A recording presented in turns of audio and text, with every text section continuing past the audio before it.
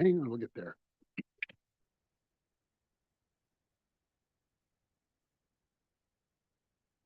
Good evening and welcome to the April 28th meeting of the Livermore City Council. I call the meeting to order.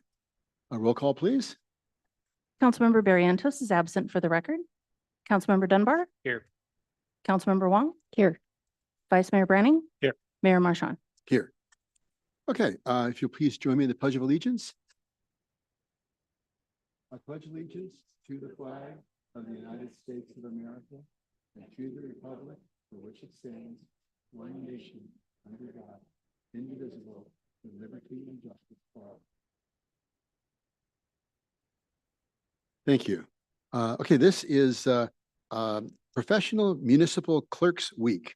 And I have a proclamation recognizing that because they're the ones that make all of this happen. This is they're the ones that herd the cats and make sure the magic takes place. So with that, I have a proclamation proclaiming Professional Municipal Clerks Week, May 4th through the 10th. Whereas the office of the Professional Municipal Clerk is a time-honored and vital part of local government, existing throughout the world and serving as the professional link between the public, the local governing bodies, and other levels of government. And whereas the office of the Professional Municipal Clerk is the oldest among public servants, with the election of town clerk being first action taken after the permanent organization of the town of Livermore on May 15th, 1876. And whereas professional municipal clerks are committed to neutrality and impartiality, providing equal service to all members of the community. And whereas professional municipal clerks are essential in ensuring transparency, efficiency, and the smooth operation of government. And whereas the municipal clerk for the city of Livermore serves as the city's election official, records manager, Political Reform Act filing officer, prepares and distributes city council agendas in accordance with the Brown Act, maintains the legislative record of city council proceedings, oversees boards and commissions, provides support to the city council and all city departments, and acts as the custodian of the city seal. Wow, busy. Whereas it is most appropriate that we recognize the accomplishments and dedication of the city clerk's office of the city of Livermore and the vital services they perform. Now, therefore, the city council of the city of Livermore proclaims May 4th through the 10th, 2025 to be Professional Municipal Clerks Week in the city of Livermore, and further extends appreciation to the city clerk's office and to all professional municipal clerks for their exemplary service, dedication, and commitment to the communities they represent. With that, to Debbie Elam.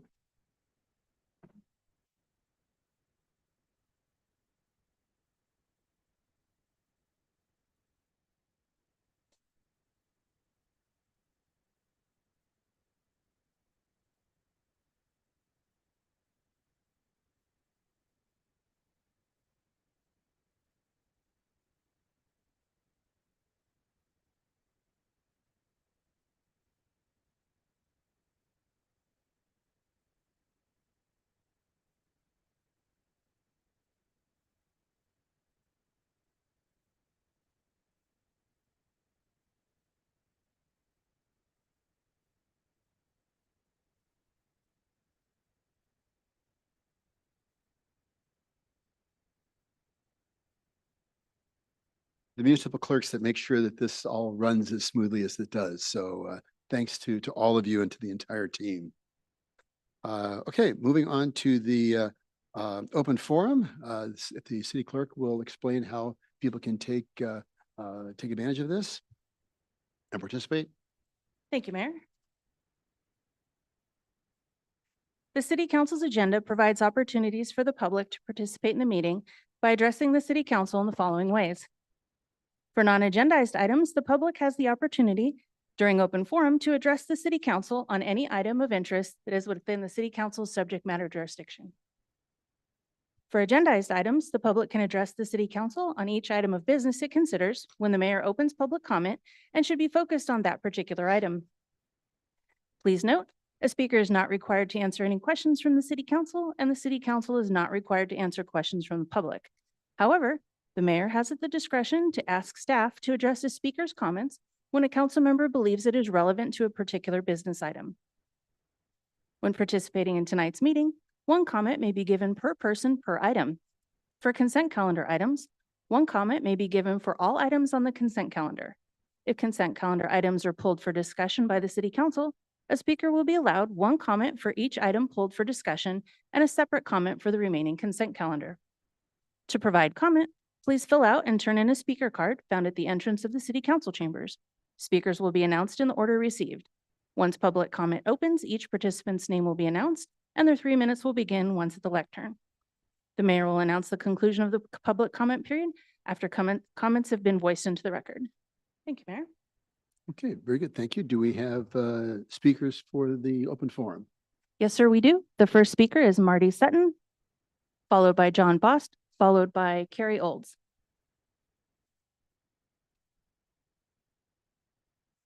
Good evening. I'm Marty Sutton, and I am board chair for Tri-Valley Nonprofit Alliance. The mission of TVNPA is to provide advocacy, collaboration, and education to strengthen our organizations that enrich our communities. Tonight, I am here to advocate for our nonprofit community. Our service providers are under great threat from severe budget cuts that will derail the work they are doing to support our residents. Our nonprofit leaders are under extreme stress as they try to navigate these budget cut landmines. And the people that work in the nonprofits are not only worried about losing their jobs, but not being able to serve their most vulnerable clients. TVNPA recently hosted listening sessions for our safety net providers with Congressman Eric Swalwell, State Senator Jerry McNerney, and Assemblymember Rebecca Bauer-Cahan. The word I heard over and over again during those 2 sessions was fear. Fear of losing funding, fear of having to cut programs and staff, and fear of their clients not only losing essential services, but also afraid to access services due to aggressive and frightening ICE raids. Tonight, I am joined with some of our nonprofit leaders in our community so that you can hear their stories and their fears for their organizations, staff, and clients. I ask our mayor and city council to listen and share these stories with other policymakers. I ask our city staff to support and help our service providers in any way that you can. And I ask that our community members invest in our nonprofit community. Now is the time to invest locally to ensure that our services are not cut. Nonprofits are essential to our community. They make our community stronger and healthier.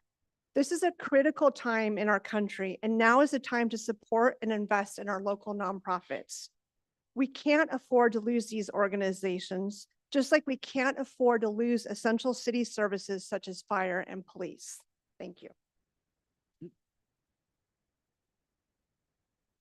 The next speaker is John Bost, followed by Carrie Olds, followed by Mary Halal.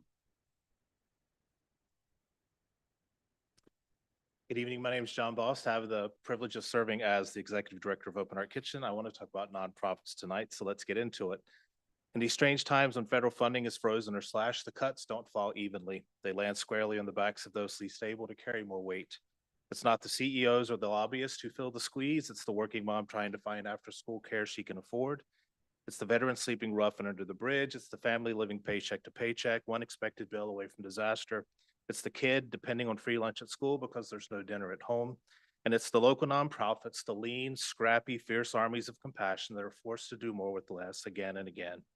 Imagine for a moment federal cuts or eliminations to just 5 out of the many wonderful nonprofits in our community. Spectrum Community Services, Tri-Valley Haven, CityServe, Hively, and Open Heart Kitchen, who collectively rely on federal dollars to the tune of almost $28 million annually. Just a 5% cut, or roughly $1.4 million, would rip the safety net wide open.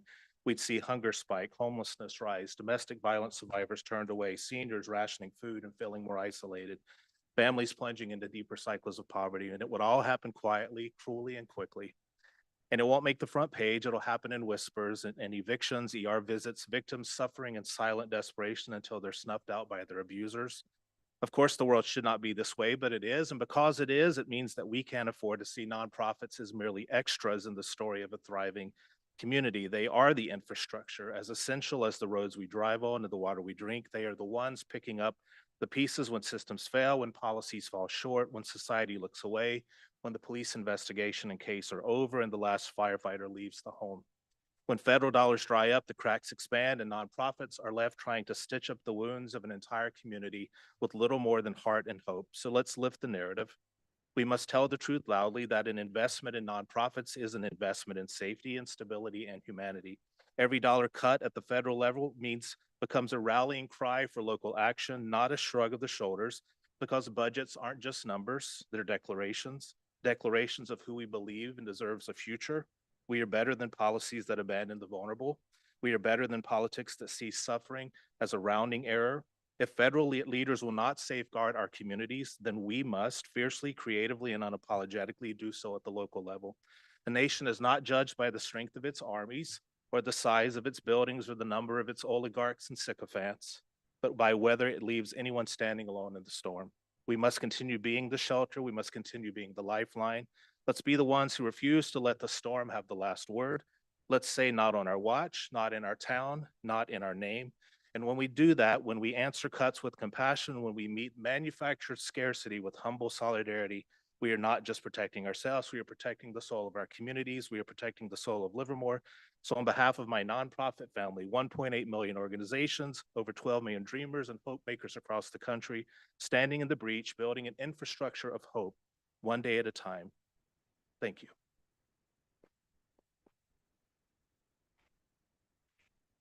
The next speaker is Carrie Olds, followed by Mary Halal, followed by Christine Beach Bahami. Wow. Following John. I'm Carrie Olds. I'm the Meals on Wheels Program Manager with Spectrum Community Services. We, along with Open Heart Kitchen, City Serve, are serving seniors here in the Tri-Valley, here in Livermore. There are 440,000 adults 60 and over in Alameda County. That accounts for 22% of the population. Of those, 35% do not have the income to meet their basic needs. In the Meals on Wheels program here in Livermore, that's 39% of our clients that don't have that money.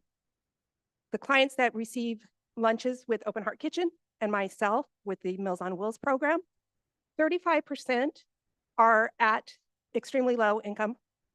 Another third are at or below the poverty line. So if we take away the meals that we are serving them to help with their nutrition, to help with keeping them alive, to help with giving them the dignity to age at home as they will, these are people that we have that have helped build our communities, help build our state, help build our country. And if we leave them alone, that's not fair. What I wanted to say is that we recently decided to do a campaign. When we heard about the federal cuts, we asked our seniors what they felt about the possibility of there not being Meals on Wheels.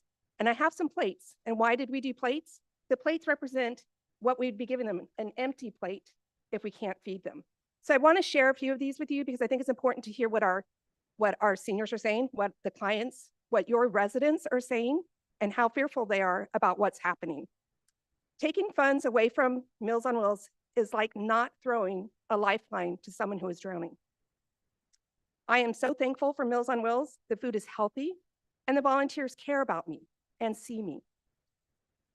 If you cut Meals on Wheels, you cut off our basic nutrition. You cut off our minimum contact with the outside world via the delivery staff, who are angels who come and check on us daily.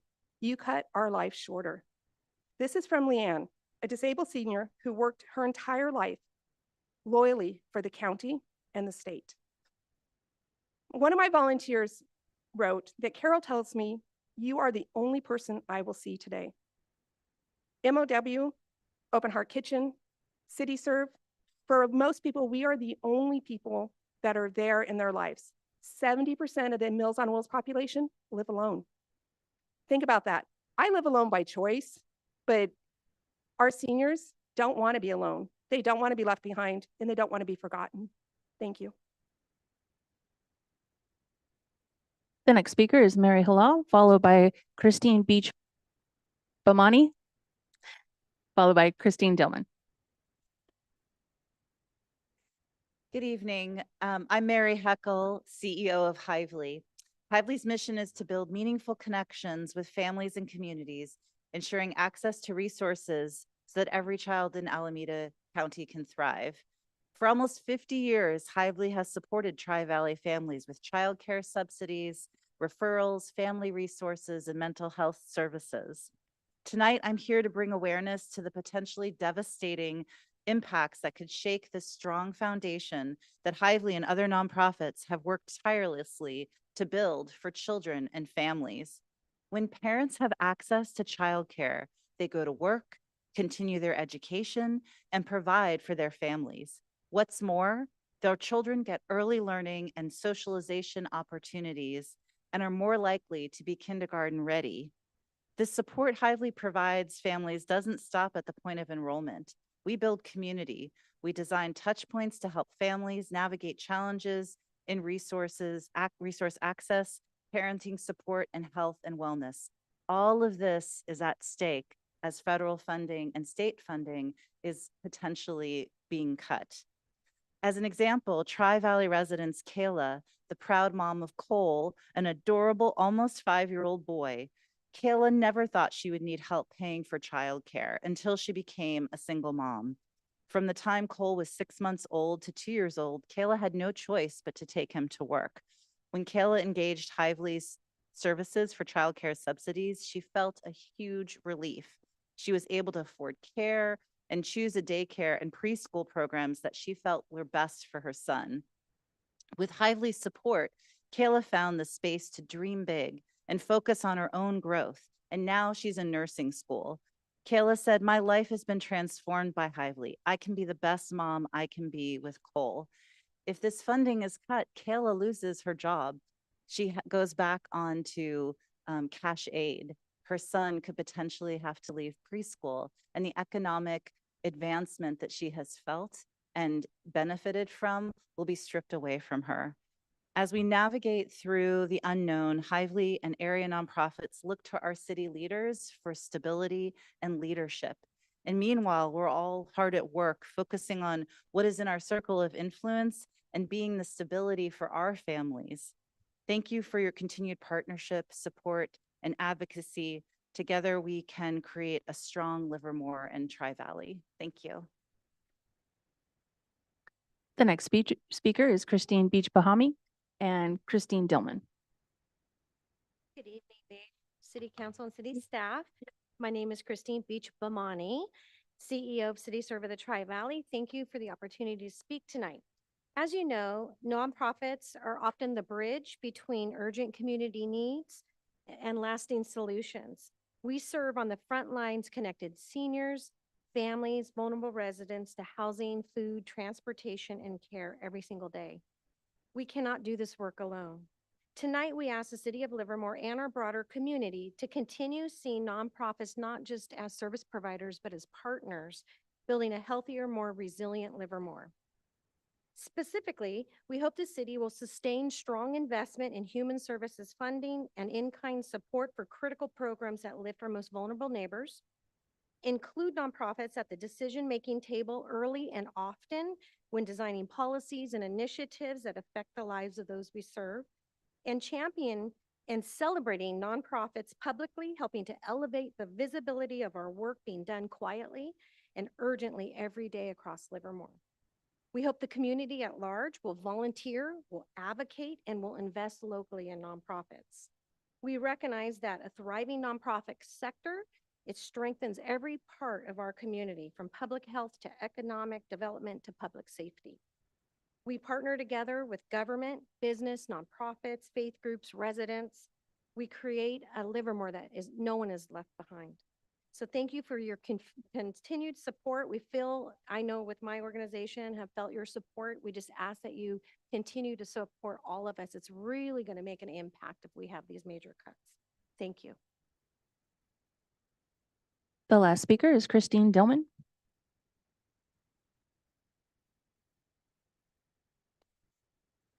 Good evening, Mayor and Council members. Thank you for this opportunity to speak to you tonight. My name is Christine Dillman, and I am the Executive Director of Tri-Valley Haven. We are a nonprofit that provides shelter, food, counseling, and hope to survivors of domestic violence, sexual assault, homelessness, and poverty. I'm here to talk to you about the decline in federal dollars supporting nonprofits like Tri-Valley Haven. You've heard about the critical needs met by some of the best nonprofits in this area tonight. Tri-Valley Haven operates the only confidential domestic violence shelter in the Tri-Valley area. It is the only shelter that welcomes teenage boys as part of families. Because when a mother flees abuse, no child should be left behind. We also operate the only rape crisis center in the region, ensuring that victims of sexual violence have somewhere to turn 24 hours a day. The need for our services is real, and the stakes is life and death. Let me tell you about Livermore resident Rosa. After enduring verbal, emotional, and physical violence from her husband, Rosa called our crisis line. With the help of Tri-Valley Haven advocates, she developed a safety plan. The next time her husband left home, Rosa and her young son came into our shelter. Through counseling and life skill programs, Rosa grew stronger and more confident. She later graduated from our transitional housing program and now lives safely and independently in her own apartment. Rosa recently told her counselor, "I don't think I would be alive today if I hadn't gotten away when I did." Every year, Tri-Valley Haven's domestic violence shelter provides refuge to approximately 100 victims like Rosa. Many are mothers whose children have been impacted by domestic violence.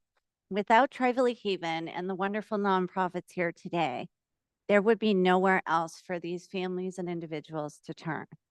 Cuts in federal funding put critical life-saving services such as shelter, food, childcare, and mental health counseling at risk. Without services, victims will be forced to return to violent homes. Victims deserve safety, they deserve hope, and they deserve a way out. We urge the City of Livermore to continue to continue to support local nonprofit organizations and the individuals and families we serve. Your support is more critical than ever. Thank you for all you do and all that you stand for. That concludes open forum. Wow. Thank you very much for coming and speaking tonight. One of the, I think one of the most troubling things that we've heard in fairly recent past was one of the advisors to this administration said that the fundamental weakness of Western civilization is empathy. And that anybody could believe that, to me, is absolutely tragic, because I believe that what we just heard tonight, the empathy that's in this room, that is one of our great strengths. And the man for whom our community was named, Robert Livermore, was known for his kindness and his generosity and his empathy to immigrants in this country. And we are our entire community is deeply indebted to all that you do. John, your comment about stitching the wounds of this community, that is profound. And all of your comments really strike to the heart. And we will continue to do whatever we can to support the tremendous work that all of you do, which is so important for our community. So thank you for what you do from all of us. So, okay. With that, somewhat anticlimactically, we will close the public comment period. But thank you very much for for your words and for what you do for this community. Great job yesterday, John. Christine, great event on Friday. So thank you all for what all of you do. With that, I'm going to close the open forum, moving on to the consent calendar. Does anybody have any comments or anything they'd like to pull from consent?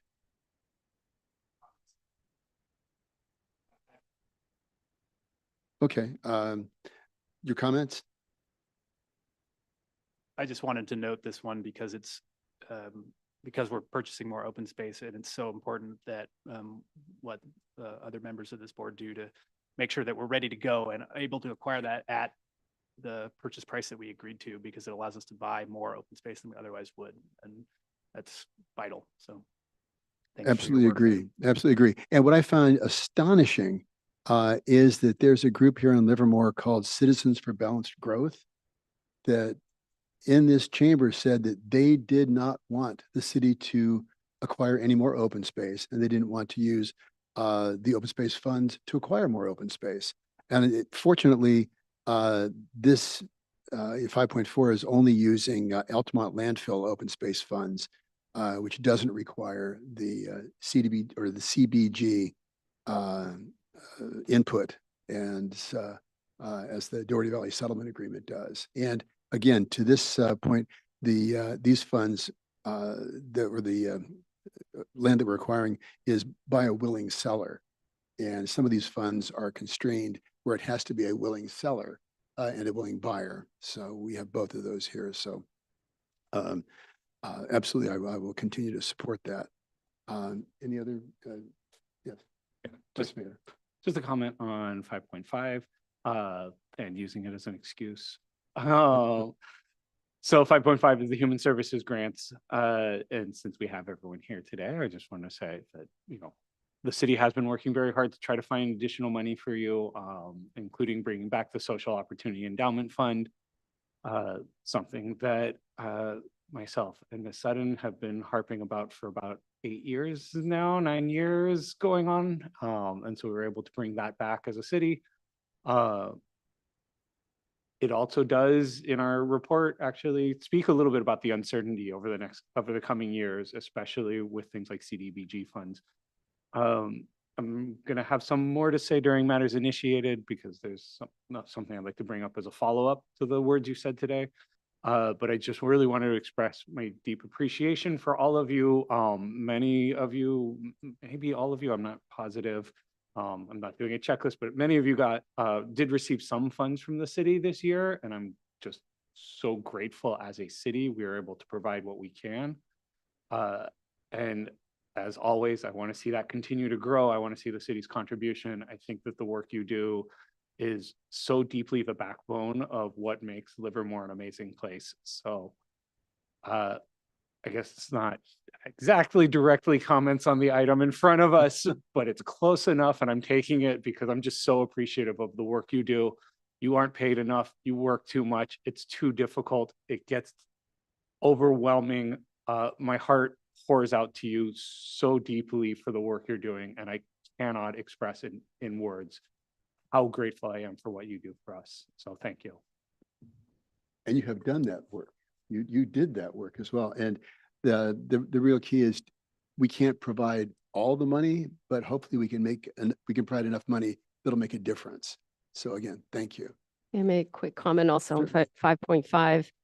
Just to echo my appreciation for all of you. It always moves me to see all of you together. And lately I've seen all of you together a lot as you really get out there and let our community know what's going on. Sound the alarms. I think people need to hear from you and to know that this is happening in our community.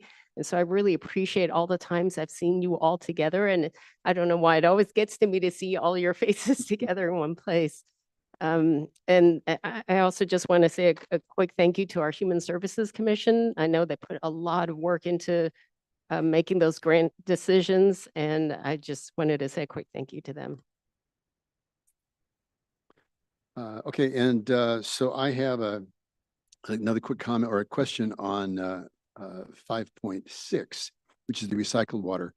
So we had one of these back in, I think, 2016 during the last great drought.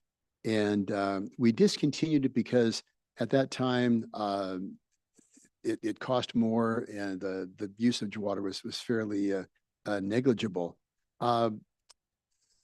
So this is going to be a self-serve facility. Will the public or the people who take advantage of the system be required to sign waivers so that if somebody falls off their truck, that we're not going to be liable for it?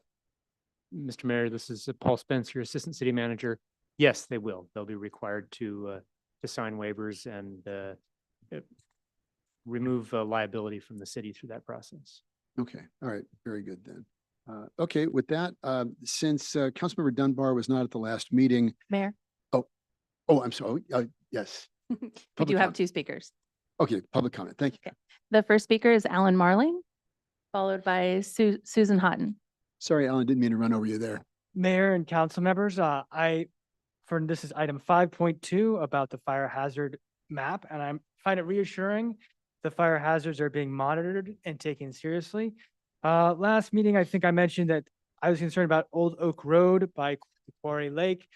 That did not appear flagged on this map, hopefully because it's not as serious a threat as I was afraid of. And thank you for keeping this matter under consideration. The next speaker is Susan Houghton.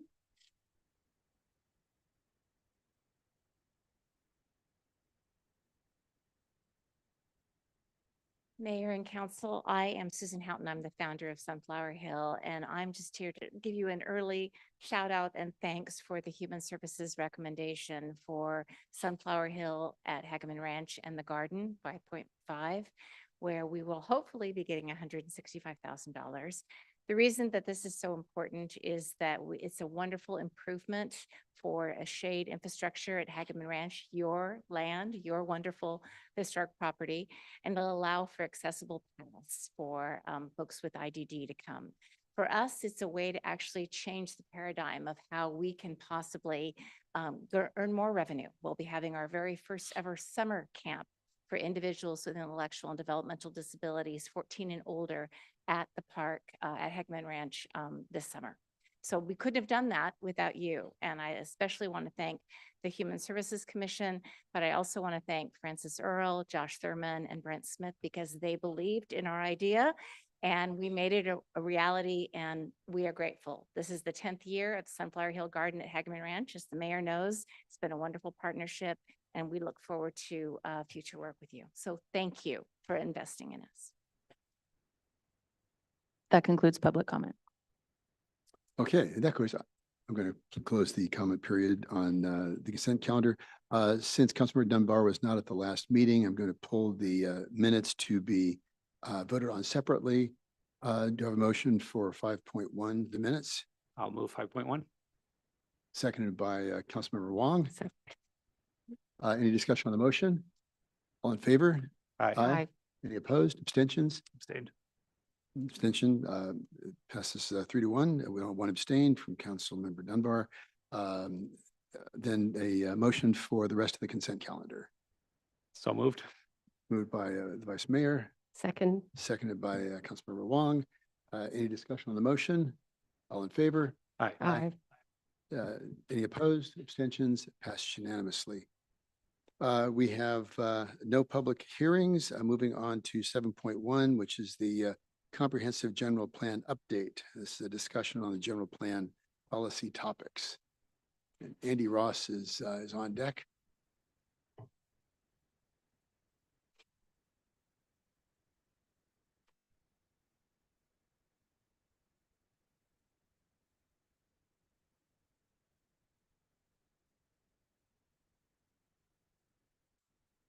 Good evening, Honorable Mayor, members of the City Council. Staff's here tonight to present policy discussions that have been ongoing with your GPAC and Planning Commission in regards to the general plan update. This presentation is meant to be an overview of what's in your packet, which has a bit more detail. And it's not exhaustive of all the policies that will end up in the general plan. This is meant to be a check-in with the council and just focus on those topics and policy options that were brought forth by your advisory committee. So this evening, staff recommends the council receive an overview of the general plan elements and consider general plan advisory committees and planning commission's feedback on policy options for the draft general plan, and provide direction to staff to proceed with the proposed policy options as part of the draft 2045 general plan. A little bit about the policy development process we went through. We've been collecting community input since the beginning of the general plan update, as far back as visioning, and then through land use alternatives and the preferred land use scenario. A lot of that input went into those specific tasks, but there was a lot of feedback we took thematically that helps inform our policy development.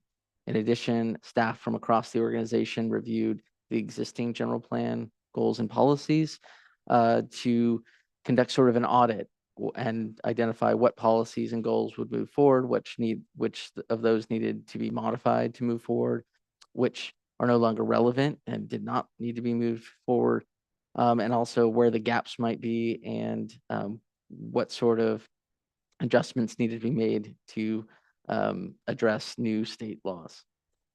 In addition, we've been collecting input and direction on policy options from the General Plan Advisory Committee. Early on in their process, they came up with a list of topics and themes that they felt should be represented in the general plan update. And we've had back and forth discussions with the committee over the course of half a dozen meetings or so, and then took that those options to the Planning Commission in a course of a series of 3 meetings where the Planning Commission looked at specific language and made sure it was at the right scale and levels of abstraction, and if it was worth, if the policies as written were recommended to move forward into the document. And then tonight, we're here seeking council's direction, ultimately to prepare new and revised goals, which we will then go back and share with the GPAC this summer and in the fall. In June of 2024, council directed staff to study commercial and industrial land capacity and look at what the absorption trends were over the last 2 decades, and to identify the number of acres that would be suitable for industrial and commercial uses. And so at council's direction, staff did conduct a study of how much land remained in the city suitable for commercial and industrial development. And to do this, we started by looking at all the parcels zoned for industrial and commercial uses, and then started to apply filters, including lot sizes and the amount of improvements on the land in order to identify those parcels that were most relatively likely to convert or redevelop from their current condition to a higher intensity use in the future. And so came away with a few takeaways: that there is limited commercial and industrial sites suitable for this type of development or redevelopment. That's over the last 25 years, nearly 900 acres of commercial and industrial land was absorbed. If we look at that linearly, that averages out to about 35 or 40 acres a year, although it would come in fits and spurts with the market cycles. And that the results of the study found that we have anywhere between 130 and 211 acres of high potential commercial industrial land in Livermore. In addition, in the June 2024 meeting, council directed staff to not proceed with east of Greenville as a focus area and not to consider land use changes at this time, but instead create a policy framework that identifies the conditions by which the area could be studied in the future.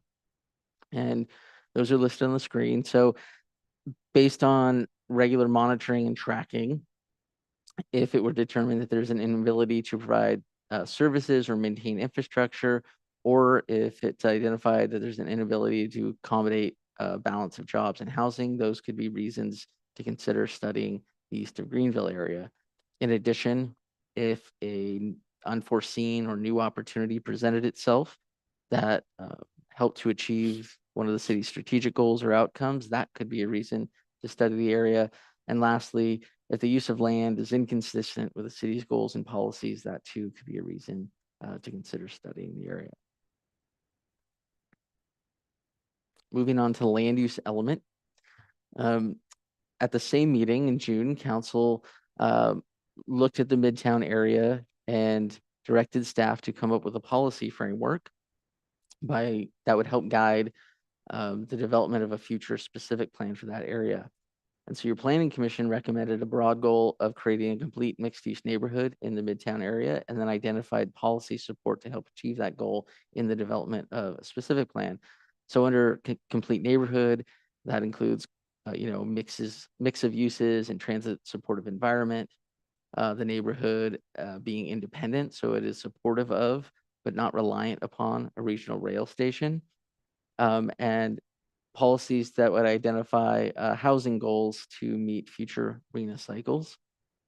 That in this mixed-use neighborhood, job creation was important, that new job opportunities should come in the form of industrial office uses, and that the neighborhood should be connected, prioritizing pedestrian and bicycle safety and comfort, not just within the neighborhood, but also in and out of that neighborhood. Moving on to the infrastructure element, the Planning Commission recommended prioritizing consistent and transparent decision-making process when it comes to making infrastructure investments as part of your capital improvement program, and suggested following guiding principles of resiliency, sustainability, safety, and environmental justice in order to prioritize those investments, knowing that we can't do it all at once. Planning Commission also reviewed some policy options in the open space and conservation element and recommended amending current open space policies to update and reflect the city's current practice of acquiring open space land, conserving open space land with our partners, establishing a network of open spaces or green belts.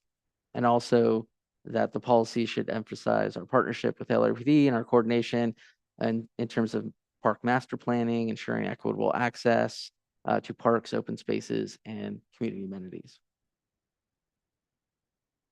And then lastly, the economic development element explored a range of different sectors in our local economy, innovation and science, but also agriculture, tourism, and the experiential economy. And Planning Commission recommended that under tourism that we should continue to grow the tourism economy in the Livermore Valley by expanding the range of activities and overnight accommodations, but also to support local independent businesses that contribute first to the quality of life for Livermore residents. And that in turn enhances Livermore as a visitor destination. Finally, the Planning Commission suggested recommending using terms like craft and local businesses in our context statements that are going to go around these policies, and to consider small business spaces and ways to accommodate the missing middle in terms of the commercial retail sector. So after this evening's direction from council, staff will revise the policy language and begin to prepare a draft general plan document. We anticipate that being completed this summer. And then we will present revised policy language back to the GPAC also this summer and publish a public draft of the general plan for the community to review, provide comments and ask questions, which is anticipated to happen this fall. And then we anticipate adoption hearings to begin sometime in spring of 2026.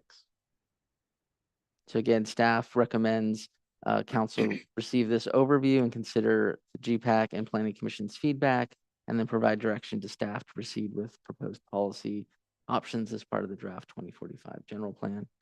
And that concludes staff's presentation. We're available for any questions you might have. Do we have any questions at this point? Okay, public comment. The speaker is Alan Marling. Mayor and council members, in the 21st century will be one that is challenging and require adaptation at all levels of society. Livermore is well positioned to adapt and even point the way to other cities to do the same. First of all, we have a focus on science. We're currently researching fusion, which may be an incredible help in the 21st century as far as developing energy. Even if that is not the case and that does not manifest, certainly worthwhile, the pursuit is certainly worthwhile, but also we have a history of other alternative energy. We're well known for hills crowned with windmills. We should continue to pursue all other forms of clean energy that will help us locally and nationally as well. We have a history of trains, and public transportation is going to be increasingly important as it's more efficient and uses less energy to convey more people. So we should continue to connect as many people as we can with public transportation. Secondly, the emphasis on walkable communities. This council has done its utmost, done a lot, and please continue to do all you can in the future to encourage the construction of smart communities which will be resilient and sustainable in the 21st century, walkable communities being the most important among those. Unfortunately, one of those walkable communities, the Eden Housing downtown, is currently being blocked by the self-styled aristocrats, Gene King and Joan Sepala, owner of the Independent. But hopefully that will be resolved in my lifetime, I'm sure. So more biking, another thing we can do is have more biking corridors and ways that people can walk and use e-bikes in more efficient and more healthy manners. and spend less money on cars, which are less efficient. So the more you can make walkable communities and biking corridors, the healthier the community will be. Thank you. There is one more speaker, Splendorio.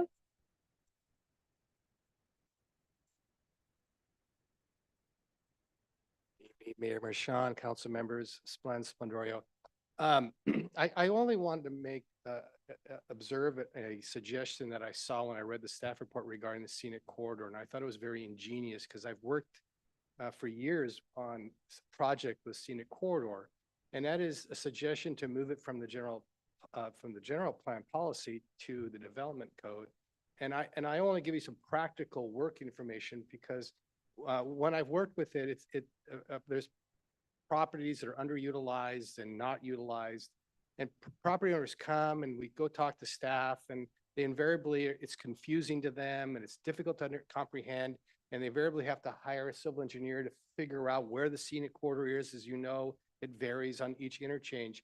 And what I'm hoping is maybe if there's a suggestion to look at this a little further, to make, not necessarily simplify it, but make it more understandable for the property owners. If it's moved in the development code, work with staff, make it a little bit easier. Maybe there's a modeling that can be easily prepared. So property owners don't, when they come to me and they talk to the staff, they can, it's just frustrating, and remove that level of frustration. So I urge you that have it explored because it seems a wise methodology to actually utilize some of these underutilized. As you know, that around the freeway interchanges is one of the greatest opportunities to generate sales tax and property tax generation. And it doesn't frustrate the property owners. So I thank you for your time. Thank you. That concludes public comment. Okay, with that, I'm going to close the public comment period, bring it back to the council. Comments, questions from the council? Councilmember Dunbar. First of all, the many thanks to the unseen countless thousands, hundreds of thousands hours of work from staff, planning commission, the GPAC, to focus in on what comes up here, because we could not go through the entirety of all the review that they've seen, but focusing on what they see as a community and giving us policy overviews, even though with my policy brain, I want to see all the policies, but I'll wait a little longer to get there. I found that the policy overview and the language presented in the staff report was really good. The breakdown of just recommendations for language changes made a lot of sense to me. So I was happy to see that. I was happy to see the breakdown on industrial and found, I think the 4 that you presented on that were a good encapsulation of even my time on the planning commission, the policies that we were looking for to trigger east of Greenville. So thank you for that.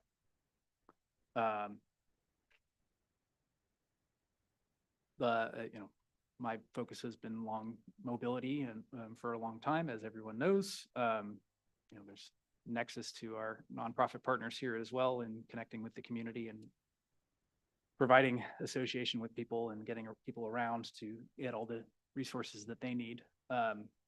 So making sure that we're focused on opportunities and accomplishing them when we're doing other developments. You guys, staff has gotten really good at doing that for bicycling and pedestrian, and I want to see us continue to improve that coordination with our partners at LAVTA and perhaps ACE, but mostly LAVTA as we go, because there are opportunities along the way that we need to be prepared for. It also helps us with our total, the total cost of accomplishing all these things.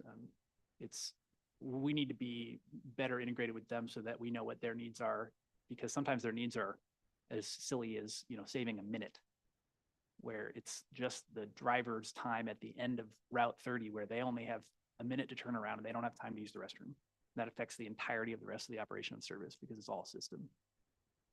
If you miss a transfer and that everything collapses, that small amount of time seems insignificant, but is a big deal. So making sure that those get integrated into the rest of the policy options as we go. I think the goals were pretty well stated, but I'm focused on, even today, I'm already focused on implementation. So that's what's been in my head. I'll leave it there for now. Councilmember Wong. I echo the appreciation to staff and GPAC committee for all the work. Prior to being on council, I spent a lot of time last year attending the meetings, and it really is a lot from both the staff side and the members of GPAC. I thought this was such a well-written staff report. I really appreciated the thoughtfulness, and having been at a lot of those meetings, the way everything got distilled into this report was so well done.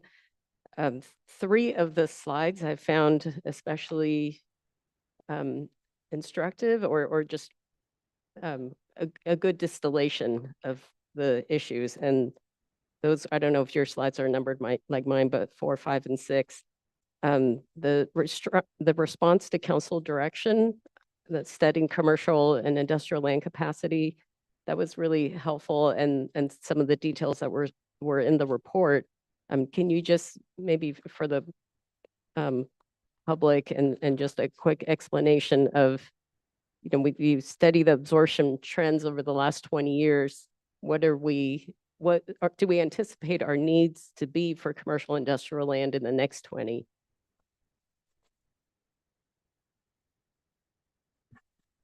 I think we're anticipating the demand for industrial commercial development to be somewhat the same, but I've invited the Director Cardwell up to maybe speak a little bit more to that.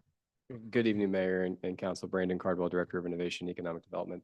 Absorption, just for the general public who may not be familiar with that term, essentially means converting land from being part of an inventory of available land to being put into development.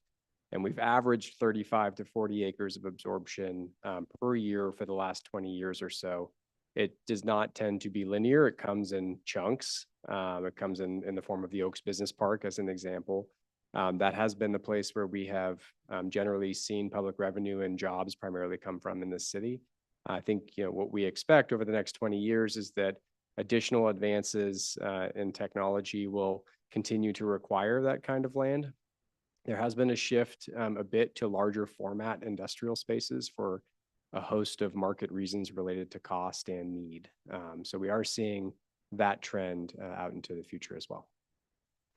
And guess one thing I'm particularly interested in is the current companies that we have here, the larger, our big companies, their needs for expansion, because we don't want to lose those companies, the revenue and the workers.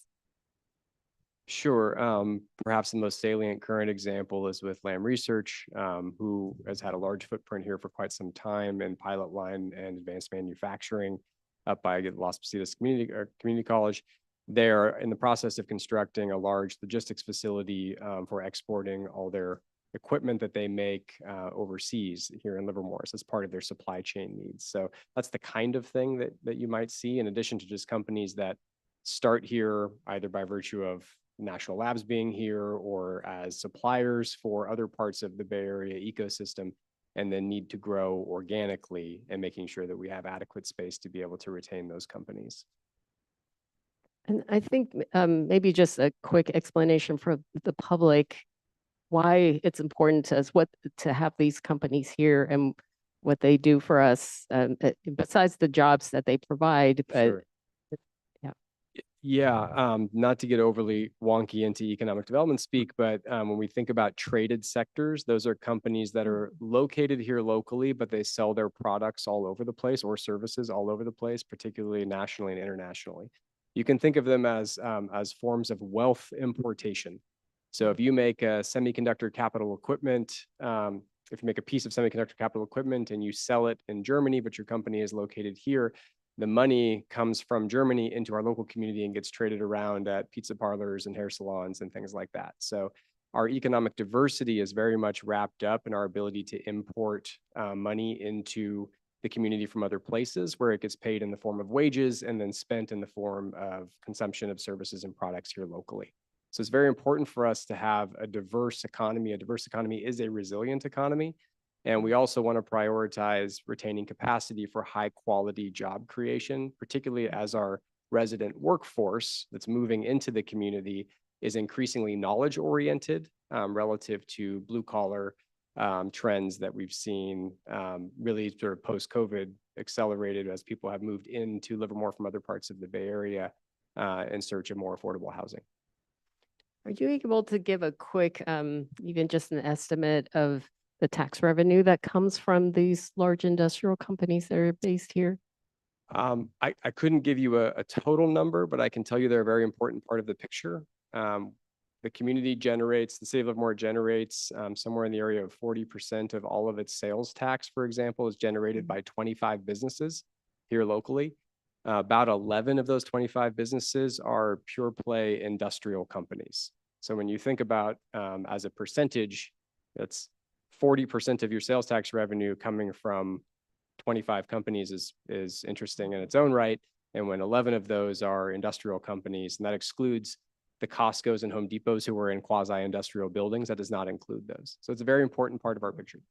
And presumably a lot of that revenue is needed for infrastructure maintenance and all the needs that we've been talking about.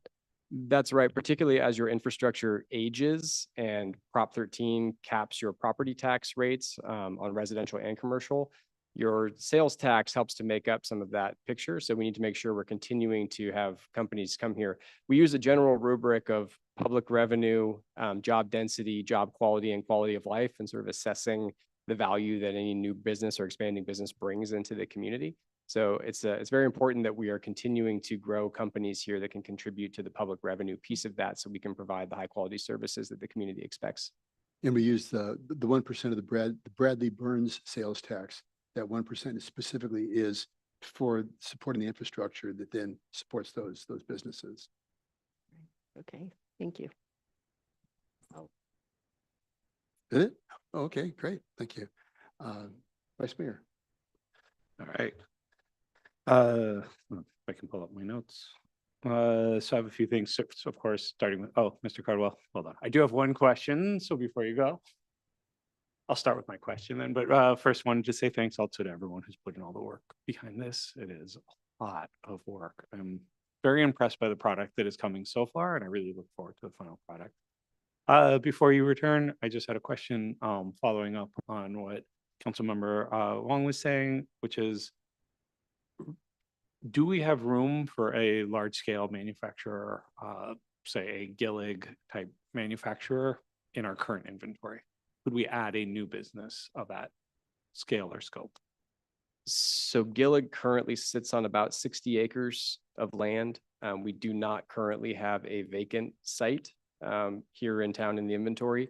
It's a bit nuanced because you could look at a McGrath as an example, which is today a large, relatively undeveloped piece of industrial land that could accommodate that kind of use. But of course, we are at least currently contemplating converting McGrath from an industrial use to residential uses to meet state housing obligations and other things that we need to do. So the short answer to your question is no, we could not. And then just if you could put into context, because it speaks about 5-acre and 10-acre lots. What kind of usage would you get out of, say, a 5-acre versus a 10-acre lot, generally speaking? You could get quite a wide variety of uses out of those kinds of lots. As I mentioned, the trend in industrial development is going to larger format. Part of that is associated with just the cost of development and the scale of the need. I think we're particularly interested in more job dense kinds of uses. Advanced manufacturing, fusion was mentioned today. We've had a number of conversations ongoing about those kinds of uses.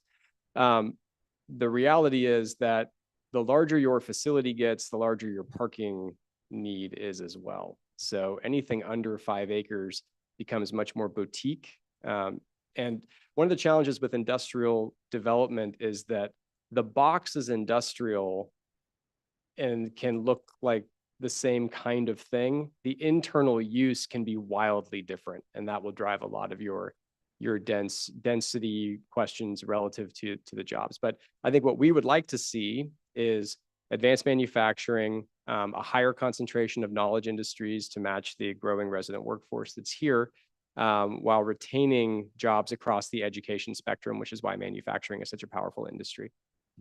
Yeah, and I just kind of wanted to echo on that to make sure it's clear for everyone. Like when we're talking about industrial space, we're not talking about just distribution centers, things with a large floor plan, few jobs, not necessarily the highest paying job.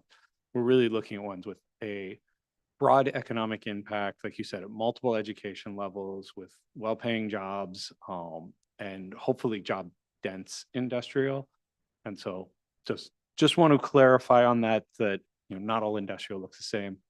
At this point, the rest is comments. You can go get comfortable if you want. Thank you. So I have several comments just on some of the things that were presented in front of us. I'm very happy to see the highlighting of the tourism and experiential economy. I think one of the things that sets Livermore apart from many other cities around us is the small businesses, locally owned businesses, craft industry. We create a lot in our city.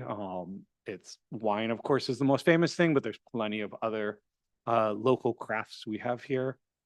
People are making their living doing that, and it's challenging living to make. The margins are very low, and I think the city's done a good job of supporting that so far. We are seeing rising rents, which is something that I think the general plan, and as we plan for the future, we want to consider that as we're looking at, how do we support and bring them in? We've been seeing more small chains, more, the fourth and fifth of something instead of the first or second. And there's a lot of good reasons that happens. It's much more economically stable. It still has the feel of, small town local businesses, but I do want us to see the space and the ability to support first time. And that gets to a kind of second point, which is I think we need to have a conversation as we're going through this process. And I don't know if it's part of the general plan or separate from the general plan, but a conversation about to what extent does the city help local businesses, and when is it an obligation? So I've had some conversations with staff before, if it's something that we cause, does that make an obligation? Does it not? Is it, what makes something an obligation for the city to help in? What makes something for we would like to step in? What makes something where we have goals and policies where we want to boost certain businesses? And I think the general plan might be the place to frame that, but it might also be a separate set of policies. So I want us to consider that because I want us to be able to support businesses as things change. We've had businesses large and small come to us during this process and say, zoning is changing. That's going to affect my business. It's not our place as a city necessarily to, bail everyone out and to fix every economic problem. But there are things we can do to try to make that a smoother process for them. Make sure that they have a landing pad. They might not always land on it, but there's something there. So I think that's an important conversation for us to have. Next up, we had a public commenter earlier who asked about communication as part of our norms and values. I don't know if that was the right place for it necessarily, but I do think there's bits of it in our general plan, and just making sure that we really do highlight what I think staff worked very, very diligently at, which is just highlighting our attempts to try to have, multimodal communication, as wide of a breadth of communication as we can possibly have, making sure we reach as many audiences as we can. Next up, there was a comment about the scenic corridor. I don't know where the best home for that is personally, and I leave that to staff to have those conversations and come back with the pros and cons of where it goes. I do think having a conversation about the scenic corridor, I think it's a valuable tool. I think it's important that we keep the character of our community, but the way it's written now doesn't necessarily meet the goals that we have. And so looking at it to really make sure it is meeting our goals of having a distinct feel, being able to see the hills, those sorts of things from, the freeway and from our communities surrounding. How do we write a policy that really aligns with our goals as opposed to one that's more about, at this point, it can be this many feet tall and that's it. Next up, there's bike sharing. I wanted to that showed up in our staff report. I don't feel like the bike sharing program is necessarily something for the general plan. I'm not saying that I don't support it. I think it's a great concept, but that's really a project.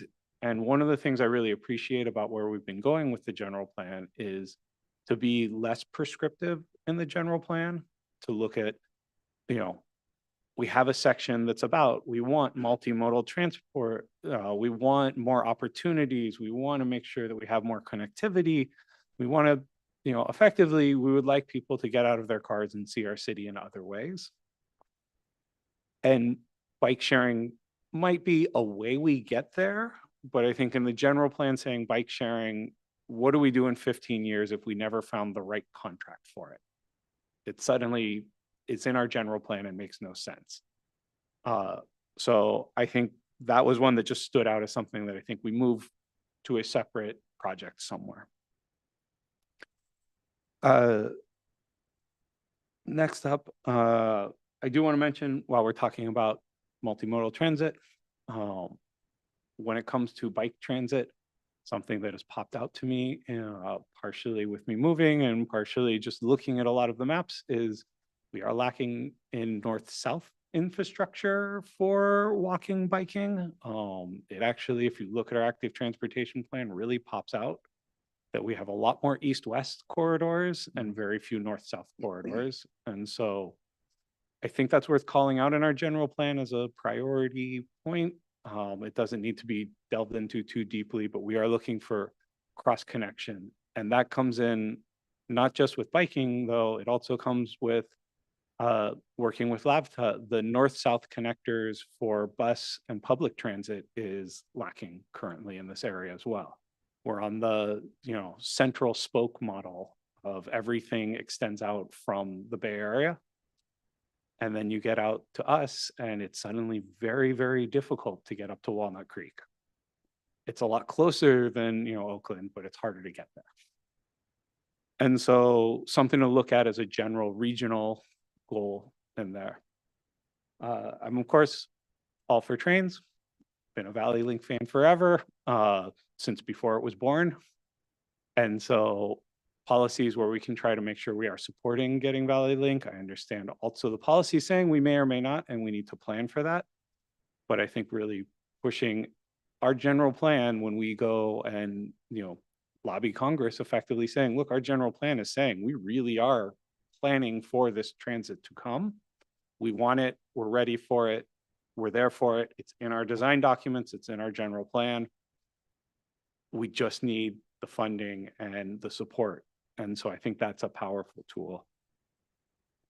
The last comment before I turn it over, I think, yeah, I'll say my last comment before turning it over is a personal thing that I think is really important that I want us to see explore even deeper.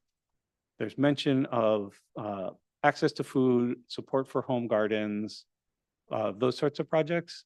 And I will find this and I'll share it with our city manager and you can share it on, but there was a TED talk I saw where someone went into their town and started converting the green strips in the right of way and started converting outside of the police station and outside of City Hall and putting in small gardens. And the community effects, the health effects, the just general, you know, joy you see in employees started to show up very quickly. And then staff retention goes up. People enjoy stepping out for their 15-minute break, and it's a ton of evidence that it is healthy for us to play in the dirt for a little bit, to water some plants, to pick some weeds. And so I want to see policies that really support edible plants. And to that, an extension of that is pollinator plants. Right now, our policies are so focused on water that we sometimes lose sight of it is a net positive for us to grow our own plants. It uses more water at this site, but it ultimately reduces transit costs, it reduces packaging costs, it reduces a lot of other costs that use energy, that use water. I have spoken with members of Cal Water and they're happy to come and help consult on policy with that. There's our actual local political rep is an avid gardener and beekeeper. So he is more than happy to help us out with finding policies that can work for us there. But I really want to emphasize that as something that's very important to me, finding spaces and taking spaces that currently are being used for ornamentals and turning them into spaces that are useful for edible plants. And I think on that, that's my comments for now. So thank you so much for all your work. Very, very good. I agree with just about everything that has been said up here. This was having started out on the GPAC, I recognize the tremendous amount of work that's gone into this, and I certainly appreciate all the time and effort that staff and the GPAC members have put into this. Let's see, getting down into the weeds here. One of the things that just jumped out at me is something that's been a sort of a moving target, and unfortunately, they keep coming back. This idea about development near a major public transit stop, and what exactly is the definition of that? Because Senator Wiener has come back and said that that's a bus stop, and that's justification to put up an 8-story building. Well, recognizing that if that was a parking lot fed by a 2-inch main, and all of a sudden you got an 8-story building that's going to require a much larger main, then it's going to be incumbent upon the city to dig the infrastructure and recreate that. So just be wary, just watch what the language that's coming out of these things. And I know that you guys are doing that. Let's see, hang on a second here. All right. The noise element we got answered. I thought it was an interesting comment, that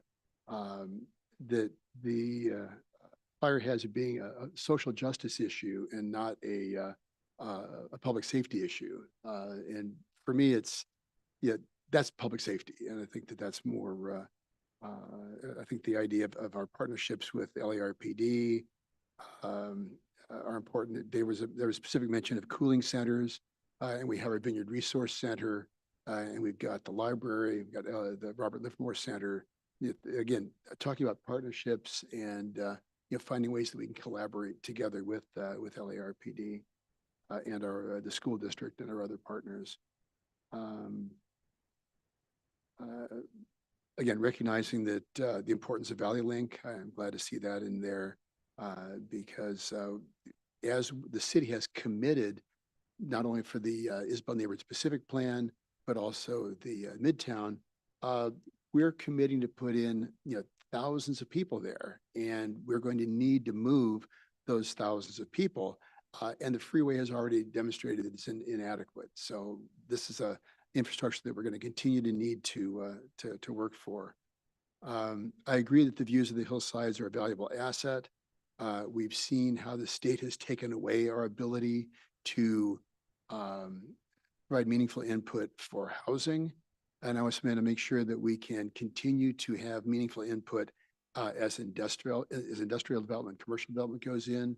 And I think that there are opportunities to focus more on quality architecture and not simply get stuck on the height of the architecture.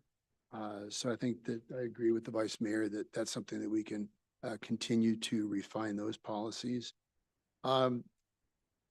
The whole thing about the drought and talking about water, one of my concerns is that the state has come out and required us, we have the RENA numbers, and we have a contract with the state water project, and we have a contract, the Zone 7 has a contract for about 83,000 acre feet. And the state has come back and said that they cannot meet that. They cannot meet the contractual requirement and demands that we've agreed to. And the state is at the same time requiring us to build housing when they cannot meet the single most important infrastructure necessary for housing. So one of the things I'm thinking about is, can we find or can we work with legislators or perhaps our own legislation here that if the state fails to abide by their contract, since they have broken that contract, does that provide an opportunity for us to then step back from the RENA requirements perhaps the percentage that the state cannot provide their contractual demand, then we can lower the arena numbers that the state has imposed upon us by a similar percentage. That kind of makes sense? Everybody's head sort of explodes on that one. It does, sir. We can certainly talk with our legislative advocates and fellow cities. I don't think we have anything in place right now that would allow us to assert that case, but we can certainly take a look at it. Well, I think, this is, when somebody breaks a contract, that opens up the opportunities for, if you're bound by that contract and somebody else breaks it, well, they set the precedent, and then that gives you a greater ability to void that contract as well, because if they can't keep their end of the bargain, why should you have to? So we have a commitment from the State Water Project to provide a certain amount of water, and they cannot do that. But we're still going to be bound by their numbers. And I think that there's got to be some opportunity for us to step away from that and say, no, since you cannot provide the most fundamental compound for life to exist, we're not bound to provide that housing. So I'm just throwing that out there to make a mess of things. It's kind of what I do. There was comments about the retention ponds and the need for those. Again, great opportunity for cooperation, partnership. When I was on Zone 7, we had talked about using SMP 30 and Cope Lake for stormwater retention. So I know that we're all working together on that. The micromobility was interesting because we don't really have the densities that I think would justify the use of scooters. One concern that I have is blight. I've gotten out of BART stations and had to step over stacks of defunct scooters. So I want to be very careful that we have the regulations in place that we don't end up with blight. Our downtown is not so long that people really need to have scooters to get from one end of our downtown to the other. And another thing that concerns me is today I was driving down Holmes, and there was a lady walking her two dogs down the sidewalk.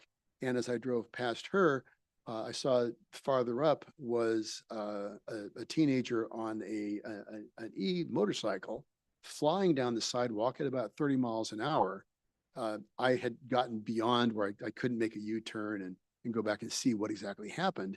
But that was going to be a problem for somebody, either the dogs, the lady, or the e-bike rider. So I think before we can continue to expand that conversation, and of course it's all about that last mile, there need to be regulations in place now, whether they're local or state. I know we're waiting for the state to come up with regulations on e-bikes and motorcycles. Most of them are already illegal.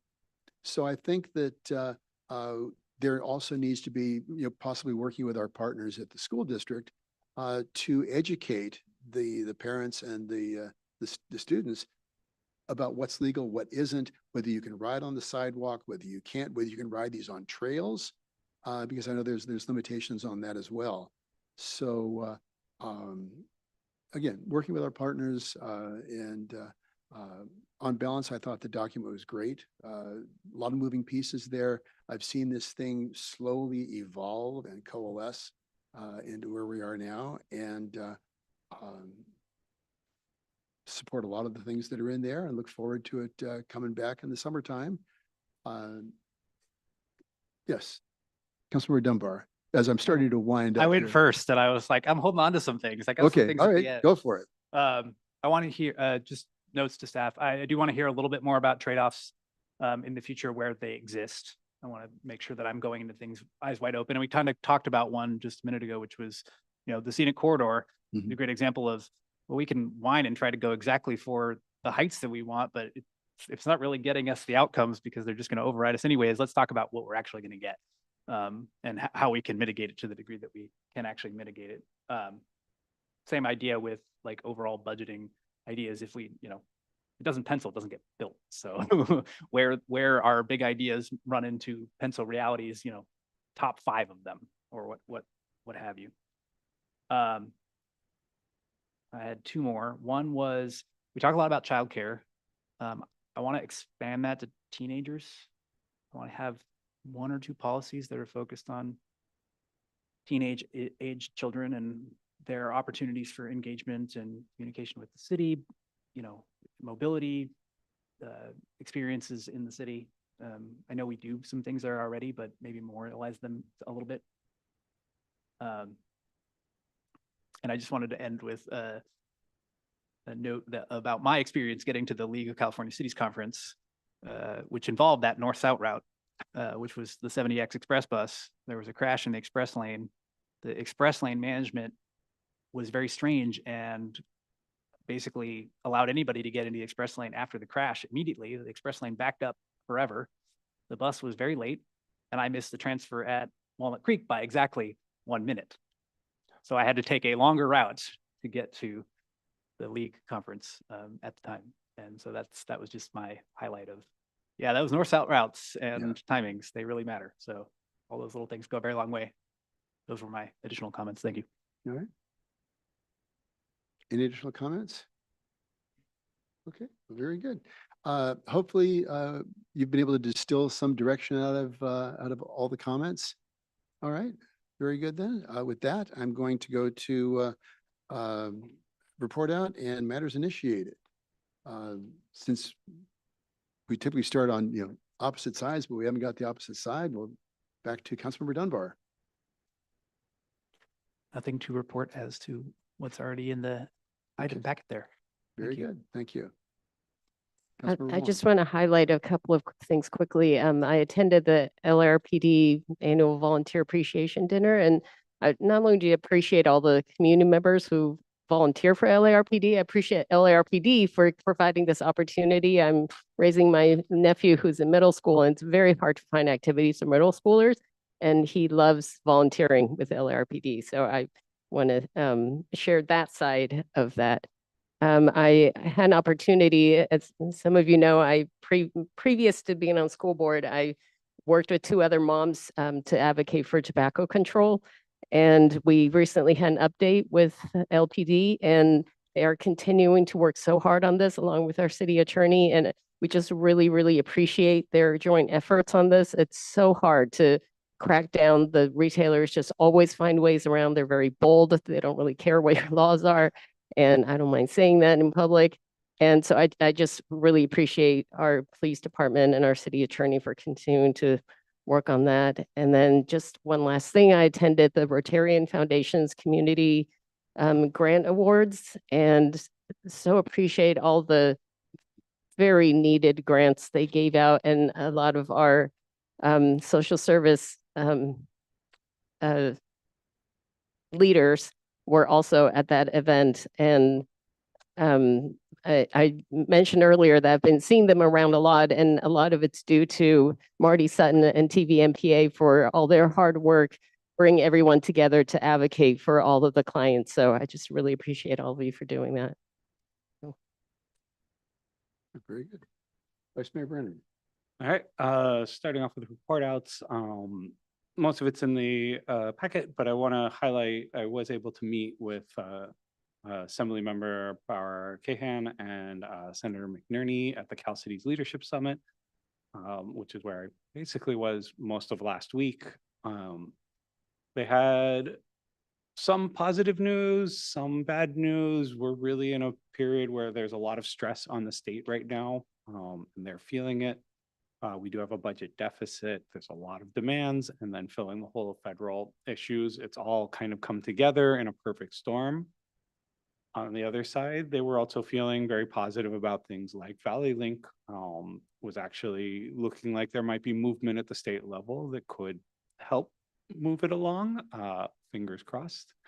As well as we had a lot of conversations around SB 79, which I think the city needs to be a little bit more involved because we're in a very specific situation with SB 79, and I think advocacy from us will make a big difference. For those who don't know, SB 79 is gonna make it allow BART to, instead of disposing of property to build on it, they're going to be able to build themselves, and they'll have almost no restrictions. It'll pretty much completely override any of our zoning restrictions. As written currently, I don't know where the amendments are for that. What makes Livermore unique and special in this conversation is one of the pieces of land is a plot of land that we're planning on building a Valley Link station on. And if that was to be built as commercial, industrial, or housing, it would effectively kill Valley Link. And it's not replacement land for us, at least none that would meet with our goals. And so I think our story in that, and speaking about it, we may or may not kill the bill, but we might be able to get amendments in there that do make it so that transit land has transit priority. And so at least the opportunity for Valley Link to, purchase the land or, accept the land, however they're going to work that out. One of my big fears with this bill is that it will ultimately lead to the death of Valley Link and make it a permanently infeasible project. So I brought that to our 2 local representatives. They heard that. They seemed very engaged with it, but I think we need to make sure as a city we go further. And so with that, I have 3 matters initiated today. The first one is that we do send some sort of letter to surrounding senators and assembly members about SB 79 and how it would affect Livermore specifically. All right. Second matters initiated. It's almost June. And so I'd like to ask that we fly the pride flag in June. And so we bring that back to council for our hopefully next meeting on our consent calendar, but before June. And then the third one is we have our budget workshop coming up, and really just listening to the nonprofits. I know we've done a lot with the Social Opportunity Endowment Fund. We've done a lot with our CDGB funds and lieu funds. I really want us to try to do more. And so I want us to look for opportunities in the budget to try to find some general fund dollars to go towards sustainable funds towards the nonprofits. I really, the larger the number, the happier I will be. The more we can find, the better. I think it is. I think realistically asking for, 1 to 200 is a number that would be very helpful to them. It doesn't solve the problems. We're not going to be able to fill, sorry, we aren't going to be able to find, 2.8 million or whatever we need to actually 28 million for if all the funding dries up. We can't do that as a city. There's no way, but if we can find 100, 200 more, whatever is feasible in our budget to really start supplementing even further beyond what the SOE funds are doing. I think it's important. I don't want to get too much into advocating for it, so I'll leave it there. I won't be at the budget workshop. I'll be at a conference, but it is something I think is important to add to that conversation. All right. That's it. And that's it. Those are just 3 matters initiated. Just 3. Just right. 3. Okay. I was also at the Livermore Rotary Foundation grant program, and just to highlight, they gave away over $226,000. Rotary donated that to all the tremendous work that's being done here in the Tri-Valley by many of the nonprofits that we already heard from tonight. So certainly a shout out to the great work that they're doing. All the other things I've got in here. So a while back, Livermore lost another great friend. He had boundless curiosity and endless energy, and that was Bob Taylor, Robert Taylor, the founder of Retzlaff Vineyards, and tremendous individual. He was a geophysicist. Got his first degree in chemistry, by the way, so yay chemists. But he passed away in November, but his celebration of life was yesterday. And he really had a huge life. And anybody that knew him was very fortunate and was deeply impacted. So for tonight, I would like to adjourn the meeting in honor and memory of Hobo Bob Taylor. So thank you so much.